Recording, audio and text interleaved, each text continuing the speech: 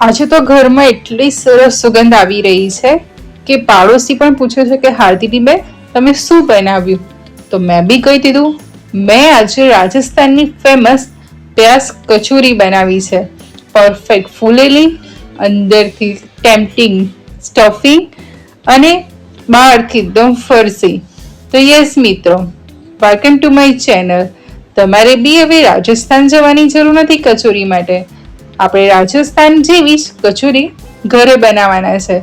બહારથી એકદમ ફૂલેલી, ક્રિસ્પી અને અંદરથી ટેમ્પટિંગ સ્ટફિંગ વાળી.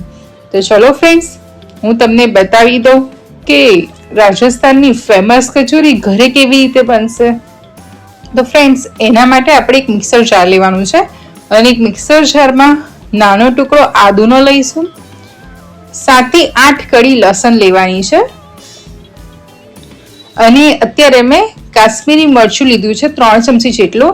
જો તમે કાશ્મીરી મરચું યુઝ ના કરવું હોય તો તમે કાશ્મીરી જે સૂકા મરચાં હોય છે એને ગરમ પાણીમાં પલાળી અને એ સૂકા મરચાંને આ સ્ટેજ પર એડ કરી દેવાનું છે. હવે આપણે ફ્રેન્ડ્સ એને ગ્રાઇન્ડ કરી લઈશું. આપણે 2 મિનિટ સુધી એને ગ્રાઇન્ડ કરી લઈએ. ત્યારબાદ એને મિક્સર ગ્રાઇન્ડર ખોલી અને આ રીતે બધું મિશ્રણ જે ગ્રાઇન્ડ થયું છે એને એક વખત મિક્સ કરી લઈશું. આ રીતે એકવાર થોડું મિક્સ થઈ જાય એટલે આપણે પાણી એડ કરી દઈશું. પાણી એડ કરીને ફરી સરસ એવું ગ્રાઇન્ડ કરી લઈશું. ફરી સરસ ગ્રાઇન્ડ કરીએ ત્યારે 2 થી 3 મિનિટ સુધી ગ્રાઇન્ડ કરીશું. 2 થી 3 મિનિટ સુધી ગ્રાઇન્ડ કરી લીધા પછી સરસ એવી આની સ્મૂથ પેસ્ટ ગાર્લિકની રેડી થઈ ગઈ છે. તમે જોઈ શકો છો ફ્રેન્ડ્સ કે જોતા જ ખાવાનું મન થઈ જાય ને એવી સરસ ચટણી રેડી થઈ છે. હવે ફ્રેન્ડ્સ, કચોરીની જાણ એટલે એનો ડ્રાય મસાલો.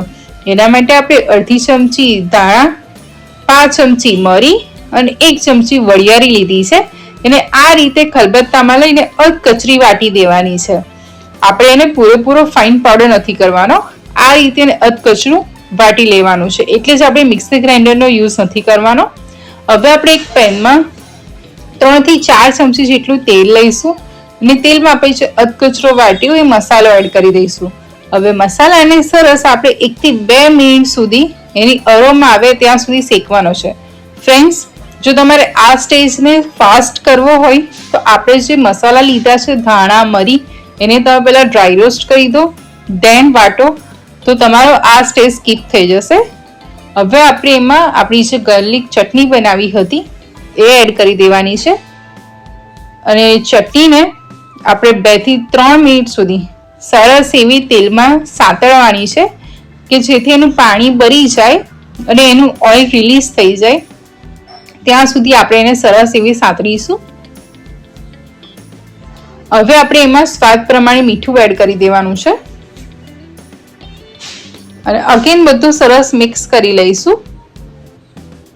તમે જોઈ શકો છો ફ્રેન્ડ્સ કે સરસ એવી ચટણીમાંથી ઓઇલ રિલીઝ થઈ ગયું છે.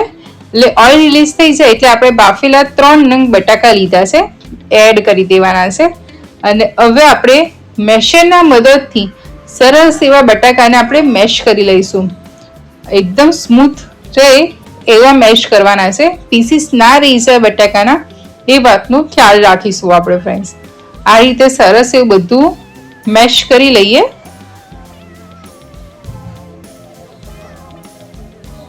એટલે આપણે બધા મસાલાને અને બટાકાને સરસ રીતે મિક્સ કરી લઈશું અને ગેસની ફ્લેમ ઓફ કરીને આ પ્રોસેસને હવે કન્ટિન્યુ કરીશું. તમે જોઈ શકો છો ફ્રેન્ડ્સ કે બધું સરસ મિક્સ થઈ ગયું છે. તો આપણો સરસ કલરફુલ એવો જોતા જ ખાવાનું મન થઈ જાય એવો બટાકાનું સ્ટફિંગ રેડી થઈ ગયું છે. તો તમે કહેશો તો એને બટાકાની કચોરી કેમ નથી કહેતા?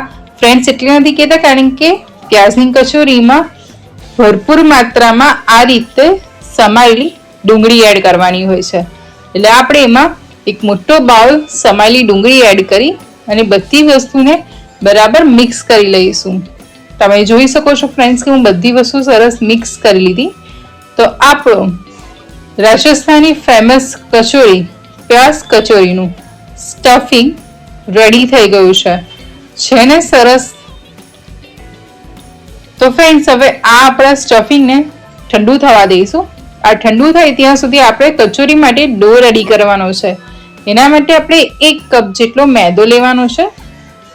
તમે મેદો ઘઉં હાફ હાફ બી લઈ શકો છો. એમાં સ્વાદ પ્રમાણે થોડું મીઠું એડ કરીશું, 5 ચમચી જેટલો અજમો એડ કરીશું અને આપણે એમાં 4 ચમચી જેટલું તેલ લઈશું. તમે તેલની જગ્યાએ ઘી બી લઈ શકો છો. 4 ચમચી જેટલું તેલ એટલે કે મુઠ્ઠી પડતું મોણ એડ કરવાનું છે એમાં. અને બધી વસ્તુને તેલ, લોટ, બધી વસ્તુને બરાબર આપણે મિક્સ કરી લેવાની છે. તમે જોઈ શકો છો ફ્રેન્ડ્સ કે બધું મેં સરસ મિક્સ કરી લીધું છે. હવે થોડું થોડું પાણી એડ કરી અને આ રીતે સરસ એવો સોફ્ટ ડો રેડી કરવાનો છે.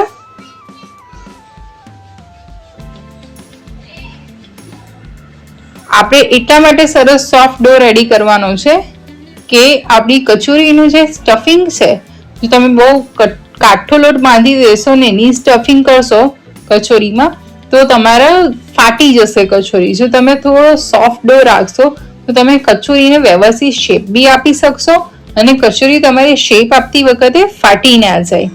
બરાબર છે ફ્રેન્ડ્સ? તો તમે જોઈ શકો છો કે મેં આ રીતનો સરસ એવો સોફ્ટ ડો રેડી કર્યો છે. હવે આપણે એમાંથી મોટી સાઈઝનું લુવું લઈ લઈશું. આ રીતે મોટી સાઈઝનું લુવું લઈ લઈએ. ત્યારબાદ આંગળી અને અંગૂઠાના મદદને પ્રેસ કરી અને આ રીતે એની ફ્લેટ રોટલી કરવાની છે. પણ તમે જોઈ શકો છો કે આપણે વણતા નથી, આપણે હાથને મદદથી જ આને ફ્લેટ કરી છે અને વચ્ચે સ્પેસ જે કરી હોય એમાં આપણે આ રીતનું સ્ટફિંગ એડ કરી દેવાનું છે. સ્ટફિંગ એડ થઈ જાય એટલે આપણે ફ્રેન્ડ્સ મસાલાને અંદર પ્રેસ કરવાનો, લોટને બહાર પ્રેસ કરવાનો.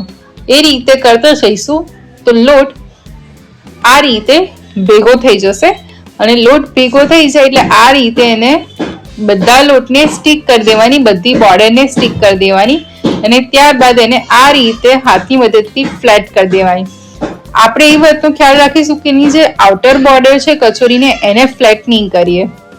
હવે આપણે જે બધી કચોરી સ્ટફ કરી છે એને મીડિયમ ફ્લેમ પર ગરમ કરેલા તેલમાં એડ કરી દેવાની છે. ફ્રેન્ડ્સ, તમે જેટલું મોટું વાસણ લીધું હોય, જેટલું એમાં તેલ ફિલ કર્યું હોય એટલી કચોરી એડ કરી દેવાની, જેટલી સમાય.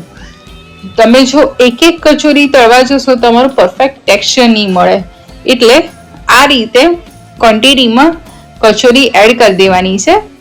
હવે કચોરીને સરસ બંને સાઈડથી લાઈટ બ્રાઉન કલરની થાય અને સરસ એવી દડા જેવી ફૂલી જાય ત્યાં સુધી કચોરીને તળવાની છે. તો તમે ફ્રેન્ડ્સ જોઈ શકો છો કે કચોરી તળાતા 7 મિનિટ થઈ છે અને સરસ એવી કચોરી ફૂલી ગઈ છે. તો આપણે ફ્રેન્ડ્સ આ કચોરીને તેલ ડ્રોપ આઉટ કરી અને સાઈડ કરી લઈએ. એની સાથે આપણે ગ્રીન ચટણી, રેડ ચટણી, તળેલા મરચા સાથે એન્જોય કરી શકીએ છીએ. તો અત્યારે નથી શિયાળો, નથી ચોમાસું, તો આવી ઠંડી વાળી ઋતુમાં તમને ખાવાની મજા પડે એવી પ્યાઝની કચોરીની રેસીપી તમારા માટે.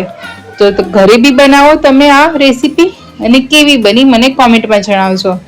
હવે બીજી રેસીપી કઈ શેર કરો તમારી સાથે એ બી મને કોમેન્ટમાં જણાવજો. તો ચલો ફ્રેન્ડ્સ, ફરી મળીશું. Good bye.